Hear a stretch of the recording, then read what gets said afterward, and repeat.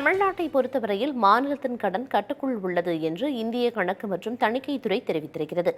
தமிழ்நாடு அரசு மீதான அம்மாநில நிதி தணிக்கை அறிக்கையை இந்திய கணக்கு மற்றும் தணிக்கைத்துறை வெளியிட்டது. 2022-2023 வரையிலான கணக்கு தணிக்கை முடிவுகளை முதன்மை கணக்காய்வு தலைவர் ஜெய்சங்கர் மற்றும் முதன்மை கணக்காய்வு தலைவர் KP ஆனந்த் ஆகியோர் சென்னை தேனாம்பேட்டையில் செய்தியாளர் சந்திப்பின் போது வெளியிட்டனர். இதன்படி 2021-2022 46,538 கோடியாக இருந்த வருவாய் பற்றாக்குறை 2022-2023 36,215 கோடியாக குறைந்துள்ளது.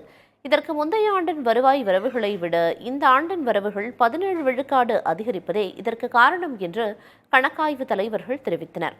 மாநிலத்தின் தனிநபர் GSDP தேசிய சராசரியை விட கிட்டத்தட்ட 56 விழுக்காடு அதிகமாக இருந்தது என்றும் தெரிவிக்கப்பட்டுள்ளது. தமிழக அரசு போக்குவரத்து கழகத்தின் மொத்த கடன் 21,980 கோடி ரூபாயாக அதிகரித்துள்ளது. 2017க்கு முன்பாக 6,467 கோடி ரூபாயாக இருந்த கடன் 3 மடங்கு அதிகரித்திருப்பதாக தெரிவிக்கப்பட்டுள்ளது.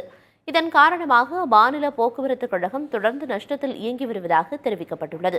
மகளிருக்கான சுகாதார நல்வாழ்வுக்கு ஒதுக்கப்பட்ட தொகையில் 69 விழுக்காடு மட்டுமே பயன்படுத்தப்பட்டிருப்பதாக தணிக்கைத்துறை தெரிவித்துள்ளது. ரெவென்யூ டெபிசிட் தொடர்ந்து 5 ஆண்டுகள் பற்றாக்குறையாகத்தான் இருக்கிறது, சர்பிளஸ்ல இல்ல.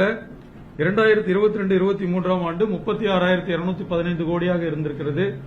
பிஸ்கல் டெபிசிட் பார்க்கும்போது, நிதி பற்றாக்குறைன்னு பார்க்கும்போது 3.5% இருக்க வேண்டியது 2022-23 3.46%. அந்த கடைசி காலம் பாருங்க, 81,886 crores.